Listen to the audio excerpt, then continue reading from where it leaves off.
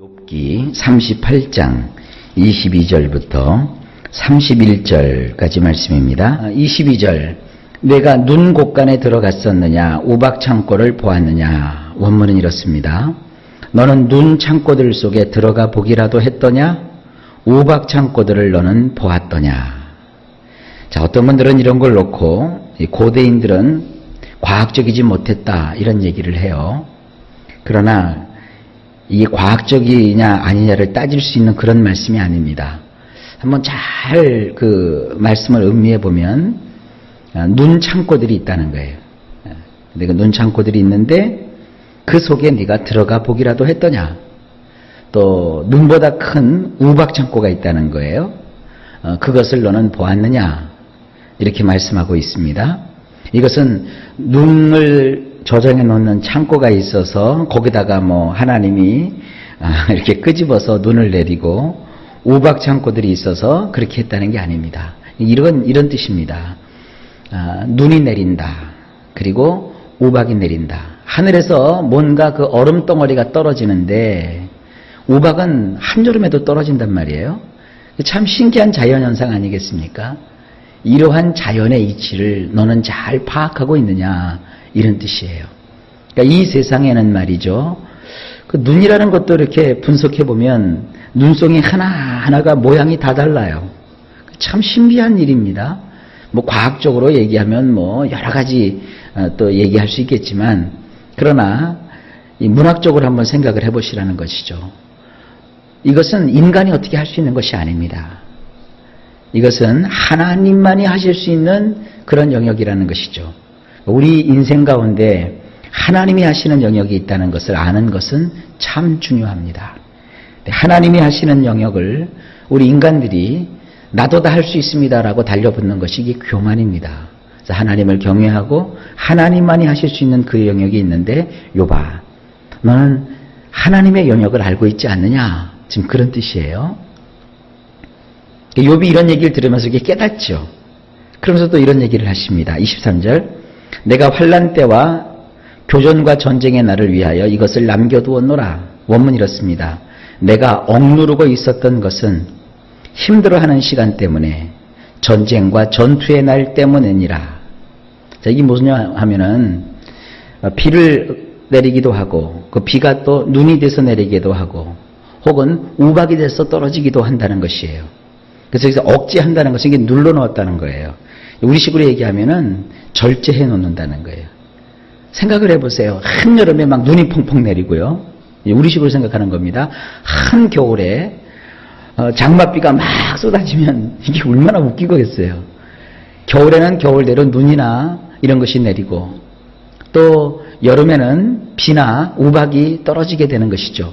그러니까 이와 같이 계절에 맞게 철에 맞게 비를 내리기도 하고 눈을 내리기도 하고 우박도 내리게 하시는 이유가 뭐냐. 세 가지를 얘기해요. 힘들어하는 시간 때문에 전쟁의 날 때문에 전투의 날 때문에. 전쟁과 전투가 뭐가 이렇게 다르냐 그러겠지만 성경에는 다른 단어가 쓰여지고 있어요. 그러니까 치열한 어떤 전투 또 어떤 이 땅에서의 경쟁하는 그와 같은 상황. 비교를 해보세요. 하늘에서 눈을 하나님께서 이렇게 가지고 계시다가 또 비나 눈이나 우박을 가지고 계시다가 적합한 때에 이제 내리시려고 하시고 이 지상에서는 사람들이 삶을 사는데 고초가 있고 어려움이 있다고요. 비가 오면 어떤 사람은 유익이지만 어떤 사람은 불행해요. 그죠? 눈이 오면 어떤 사람들은 좋아하지만 어떤 사람은 아주 힘들어요. 눈이 많이 오면 스키장 가는 사람은 굉장히 좋아해요. 스키장 가서 눈이 오니까 그 자연설을 이렇게 이용해서 스키를 즐길 수 있잖아요. 그러나 도로에서 운행하는 사람들은 굉장히 힘들어요. 눈이 와서 쌓여서 얼어붙으면 길이 다 미끄러질 거 아니겠습니까? 하나님께서 스키장에만 눈을 내리시고 도로에는 눈을 안 내리시면 이 세상이 어떻게 되겠어요? 때로 여러 사람들이 불편을 감수할 수도 있어요. 그러나 어떤 사람은 이익을 볼 수도 있는 거예요. 이런 세상의 이치를 지금 설명해 주고 계시는 거예요. 치열한 전투가 벌어지고 삶의 경쟁이 벌어지고 저마다 먹고 살기 위해서 애쓰고 힘쓰고 노동하면서 수고하는 이 세상에다가 하나님께서는 때로 눈도 주시고 때로 우박도 내리시고 때로 비도 내리신단 말이에요. 이것은 인간에게 주어진 능력이 아니라 하나님만이 하신다는 거예요. 욥에게 지금 그걸 알려주고 있는 거예요. 욥아, 인생은 인간의 뜻대로 되는 거 아니란다. 내가 다 주관하고 있는 것이란다. 이렇게 주님이 알려주시는 거예요. 이와 같은 얘기를 들으면서 욥은 그 마음속에 뭘 느낄까요? 아, 하나님은 하나님 뜻대로 일을 이루시지. 그걸 우리가 뭐라고 그래요? 하나님의 주권, 하나님이 하시는 거예요.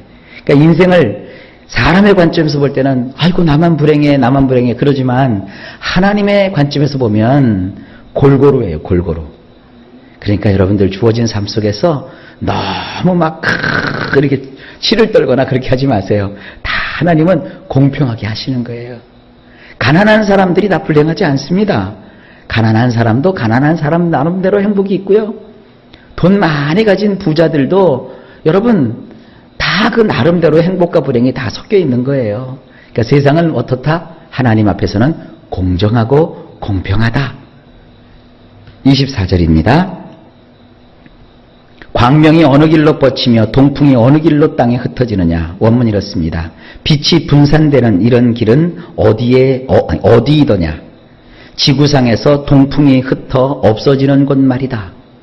이 동풍이라고 하는 것은 사막바람이라고 제가 말씀드렸어요. 우리나라의 황사바람 생각하시면 됩니다. 이 황사바람처럼 이스라엘 그 땅에도 사막에서 이 거센 동풍이 불어요. 그걸 생각하시면 됩니다. 자, 다시 한번 쭉 봅니다. 빛이 분산되는 이런 길은 어디이더냐. 지구상에서 동풍이 흩어 없어지는 곳 말이다. 그 어떤 그 자연의 현상 속에서도요, 빛이 아무 때나 비치는 거 아니에요. 비추는 곳이 있고 빛이 비추지 않는 곳이 있고요. 또 바람이 늘 부는 것이 아닙니다. 우리가 볼 때는 바람을 이렇게 만나 저렇게 만나 뭐 그냥 바람 분다 이렇게 생각하지만 바람도 동쪽 바람이 있고 서쪽 바람이 있고 남쪽 바람이 있고 북쪽 바람이 있어요. 뜨거운 바람이 있고 찬 바람이 있어요. 이런 모든 것들이 뭐냐, 여기 분산된다. 빛이 분산된다는 것은 이쪽으로도 뻗고 저쪽으로도 뻗고 그러는 거예요. 빛이 예를 들어서 이쪽 지역만 빛이 비춰지면 저쪽 대전이나 대구는 어떻게 해요?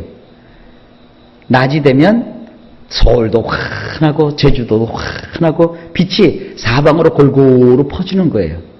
그러면 지구 땅덩어리 전체가 빛이냐? 아니요. 비행기 타고 가다 보면 저쪽 반대쪽은 또 컴컴해요. 그러니까 사람이 세상 살면 빛도 있고 어둠도 있는 거예요. 좋은 일도 있으면 나쁜 일도 있는 거예요. 반대로 나쁜 일만 계속되지 않아요. 나빴다가도 좋은 거예요. 바람도요, 동쪽으로 불다가 서쪽으로 불다가 남쪽으로도 불다가 북쪽으로도 부는 거예요. 이게 다 누가 하시는 거예요? 하나님이 하시는 거예요. 25절. 누가 홍수를 위하여 물길을 터주었으며 우레와 번갯길을 내어주었느냐. 원문 보면 이렇습니다. 홍수가 났을 때 물길과 천둥 소리를 들을 동반한 벼락을 위한 길을 분할해 준 자가 누구더냐? 이것도 마찬가지예요. 홍수가 났다고 해서 다 떠내려가지 않아요. 떠내려갈 것만 떠내려요. 옛날에 저쪽 강원도에, 이건 물 얘기가 아니라 불 얘기인데, 강원도에 큰 산불이 났어요. 그래서 막 전 그 지역이 완전히 불로 초토화 됐다고요. 그랬더니 뭐 환경단체니 뭐니 과학자들이니 뭐 나타나갖고는 50년 동안 여기는 이제 완전히 황폐한 황무지가 될 것이고 이건 완전히 죽음의 땅이 되는 것이고 이것은 막 저주라는 식으로 막 방송을 했어요. 그리고 몇 년이 지났어요. 숲이 우거지고요. 새들이 다시 노래하고요. 그것에 다시 벌레들이 찾아들고요. 거기 파충류들이 살고요. 다 지금도 그렇게 복구가 되고 있대요. 이 세상은 말이죠. 사람이 그 짤막한 지식과 학식으로 이렇게 저렇게 하면 안 돼요. 여러분도 기억하시죠? 얼마 전에 저쪽 서해안에 그 유조선이 그 어떻게 난파가 돼가지고 유조선에서 그 엄청난 기름이 쏟아졌어요. 그래갖고 뭐 서쪽 그 서해안이 완전히 망가졌다. 뭐 바지락이 다 죽었다. 이제 그곳에 어부들은 다 이제 굶어 죽었다. 우리나라 이제 서쪽 바다는 완전히 끝나버렸다. 막 그랬던 적이 몇 년 전이요. 그래가지고 가가지고 돌짝 가가지고 막 기름때 벗겨낸다, 뭐 봉사한다 그랬는데 지금 소해안 가보세요. 말짱해요. 물론 거기 이제 무슨 뭐 잔류물이 없지는 않겠죠. 하지만 홍수가 나도 거기 다 물이 지나가는 길이 있고요. 천둥과 벼락이 막 엄청나게 쳐도 그게 끝이 아니에요. 다 그들은 한번 딱 나고 그들이 갈 길이 있어요. 이렇게 다 분할해 주는 분이 누구냐 이거예요. 우리 하나님이라는 거예요. 불행 때문에 죽지 않아요. 우리나라도 옛날에 전쟁이 났어요. 6.25 전쟁 때 얼마나 죽었느냐. 전수회를 보니까요. 100만 명이 넘는 사람이 죽었어요. 그러면 전쟁 나면 다 죽었어야 되는데 우리 지금 6.25 전쟁 기억도 못하는 사람 많습니다. 인생이 바로 그런 거예요. 오늘의 불행 때문에 내일을 포기하면 안 돼요. 오늘의 어려우면 그냥 오늘 한 날로 족한 거예요. 내일을 또 기대하고 살아가는 거예요. 내일도 해가 뜨고요. 내일도 하나님이 역사하시면 좋은 일이 있는 거예요. 기대하셔요. 오늘 비록 어렵고 힘들다 할지라도 오늘 나의 인생에 바람이 불고 홍수가 나고 천둥과 벼락이 친다 할지라도 내일은 광명한 태양이 떠올라 나의 인생에 행복이 온다는 거예요. 이것은 과대망상을 조장하는 것이 아니라 하나님이 하시는 일을 제가 말씀드리는 겁니다. 그러므로 우리 결단코 포기하지 말고 좌절하지 말고 뒤로 물러서지 마시기를 주의 이름으로 축복합니다. 26절 누가 사람 없는 땅에 사람 없는 광야에 비를 내리며 이제 창조의 당시를 한번 떠올리시면 돼요. 원문이 이렇습니다. 그 안에 인간이 거류하지 못할 황무지였던 지구상에 사람이 없을 때에도 비를 내리기 위해 그리하였느니라. 사람이 살 때 꼭 하나님이 비를 주신 것이 아니라 이 지구상에 인류가 존재하기 전에도 하나님께서 비를 내려주셨다는 거예요. 하나님께서 비를 내리시기 위해서 천둥도 치고 번개도 쳤다는 거예요. 여러분이 거기 있는 것뿐이지 여러분 때문에 하나님이 벼락을 떨어뜨리시고 여러분 때문에 하나님께서 비를 내리시는 게 아니에요. 비가 내리는 그곳에 우리가 있기 때문이죠. 무슨 말씀인지 우리 이 말씀을 잘 마음에 새기시기를 바랍니다. 내가 재수가 없고 내가 운이 나쁜 게 아니에요. 다만 내가 천둥치고 번개치는 곳, 비 오는 곳에 내가 지금 거기 갔을 뿐이요. 그래서 돌아서면 되는 거예요. 운명팔자 그런 거 믿지 마세요. 오직 하나님의 인도를 믿으세요. 27절 황무하고 황폐한 토지를 흡족하게 하여 연한 풀이 돋아나게 하였느냐. 제가 이것을 시간이 좀 넉넉하면 창세기하고 비교해주면 탁 들어맞거든요. 그냥 쭉 읽을 테니까 들어보세요. 원문 27절 척박하고 황폐하였던 것을 흡족하게 하기 위하여 먹을 수 있는 허브가 돋아나서 자라나도록 하기 위해서 말이다. 아하, 홍수가 나고 비가 너무 많이 와서 홍수가 나고 천둥이 치고 벼락이 내리꽂고 번개가 번쩍번쩍했던 것은 나를 심판하고 나를 죽이고 나를 끝내버리려고 했던 것이 아니라 사실은 그 땅이 척박하고 황폐하여서 그걸 흡족하게 해주시려고 그것에 먹을 수 있는 이 나물들, 이 허브가 다 나물이잖아요. 나물들, 뭐 요즘 사람들 가면 뭐 허브 많이 그러는데 허브가 다른 거 아닙니다. 나물이요, 나물. 옛날 우리 어르신들이 먹었던 그 나물이 바로 허브요. 그거만큼 좋은 게 어디 있어요? 그 허브들이 돋아나서 비 온 다음에 여러분 산에 가면 뭐가 잔뜩 돋아 있어요. 고사리. 얼마나 그냥 그 고사리 따는 재미가 있어요. 그거 하기 위해서 하나님 비도 주시고 천둥도 치게 하신 거예요. 왜 나의 인생에 천둥이 칩니까? 왜 나의 인생에 벼락이 떨어집니까? 왜 나의 인생에 이렇게 엄청난 보고가 몰아닥치는 겁니까? 하나님, 나를 죽여주십시오. 그러지 말라 이거예요. 나의 인생에 허브가 돋게 하시고 나의 인생을 너무 황폐하고 척박했으니까 흡족하게 해주시려고 하나님 그거 주셨던 거예요. 그렇게 이해하실 수 있기를 바랍니다. 28절 비에게 아비가 있느냐? 있을 방울은 누가 낳았느냐? 원문 이렇습니다. 비에게도 아비가 있다고 한다면 있을 방울들을 낳은 자는 누구더냐? 이것도 할 말이 많지만 그냥 의미가 통하니까 넘어갑시다. 29절 얼음은 누구의 태에서 났느냐? 공중의 서리는 누가 낳았느냐? 원문 누구의 태로부터 얼음이 나온 것이더냐? 하늘들의 서리는 누가 낳은 것이더냐? 29절 그냥 이렇게 보니까 28절을 그냥 지나친 게 좀 후회가 되는데 잠깐만 얘기할게요. 비가 막 떨어지잖아요. 비에게도 아비가 있다고 해보자 이거예요. 비에게도 아비가 있다. 그러면 그 이슬방울들은 비에 비할 바가 아니죠. 비는 하늘에서 막 떨어지죠. 그런데 이 지상에서는 새벽녘에 가보면 이렇게 아침에 이슬방울이 맺힌단 말이에요. 자, 비가 막 떨어진단 말이에요. 그럼 비가 하늘에서 주신다고 생각하잖아요. 그럼 같은 물인데 이 불 끝에 맺히는 그 작은 아침 이슬은 또 누가 나 거기다가 붙여놓은 걸까요? 그것도 하나님이 하셨다는 거예요. 큰 비도 하나님에게서 나오는 것이고 작은 이슬방울도 그 벌레들이 먹는 그 작은 이슬방울도 하나님에게서 나왔다는 거예요. 29절도 역시 마찬가지예요. 얼음도 서리도 다 누구에게서 나오는 거예요? 하나님에게서 나오는 거예요. 30절 물은 돌같이 깊어지고 굳어지고 깊은 바다의 수면은 얼어붙느니라. 이것도 자연현상입니다. 원문을 보시면 이렇습니다. 물들은 자취를 감춰 돌같이 되고 깊음의 표면조차 꼼짝 못하게 되느니라. 이걸 가지고 어떤 과학자들이 바다가 왜 오냐, 바다가 왜 오냐, 그것은 소금물인데 올 수가 없다, 성경은 비과학적이다, 이렇게 떠들어대는 사람들이 있어요. 그러나 북극과 남극을 가보세요. 바다도 얼어요.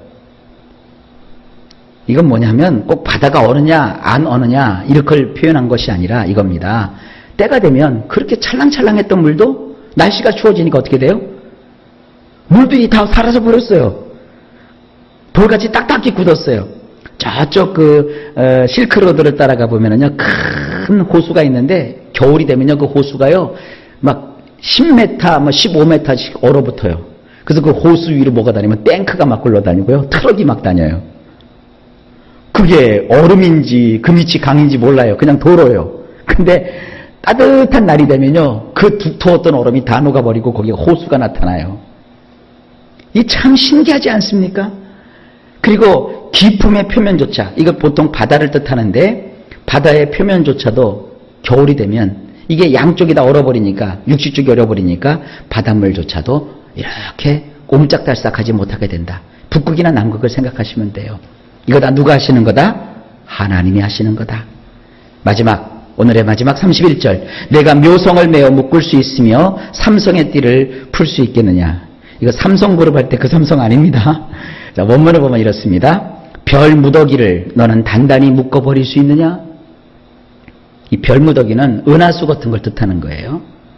성군이라고 하죠. 성군. 이 하늘에 보면 별들이 이렇게 무더기로 뭉쳐 있다고요. 너는 그것을 단단히 묶어버릴 수 있느냐? 별자리의 띠들을 너는 풀 수 있느냐? 별자리가 있잖아요. 뭐 큰 검자리, 작은 검자리, 카시오피아 자리, 뭐 오리온 자리, 별자리가 있다고요. 그 별자리를 보고 천기를 살피고 옛날부터 그렇게 했거든요. 천문을 하고요. 이 별자리들이 이렇게 끈으로 묶어 보면요, 그것이 이렇게 사람이 되고 전갈이 되고 뭐 이렇게 곰이 되고 이렇게 보이잖아요. 이런 띠를 너는 풀 수 있느냐? 이건 뭐냐? 저 하늘의 별들을 보라. 그 별 무더기를 내가 만들었고 별자리를 그 하늘에 두었느니라. 이건 내가 한 것이다. 근데 사람들은 그걸 안 보고 자꾸 뭘 봐요? 거기 산소가 있느냐 없느냐, 인간이 살 수 있느냐 없느냐, 그거 다 웃기는 짓이요. 하나님은요, 이 지구상을 사람이 살 수 있는 조건으로 하나님이 만들어 주신 것이지, 무슨 자연이 진화를 해가지고 거기 뭐 산소가 있고 물이 있고, 어림없는 소리예요. 저 수많은 별들이 다 사람이 없어요. 그러나 나중에 천년왕국이 된다든지 아니면 천국이 시작돼서 하나님께서 저 우주를 그냥 두시기로 하셨다면 거기가 다 사람 사는 곳이 될 수 있는 거예요. 하나님은 지구를 만드는데 6일밖에 걸리지 않으셨어요. 그러니까 이 모든 것은 다 누가 하시는 거예요? 하나님이 하시는 거예요. 그러니 여봐, 너의 인생도 누가 하겠느냐? 하나님이 하시겠다는 거예요. 하나님 여러분에게 묻습니다. 너의 인생은 누가 주관하느냐? 주님이십니다.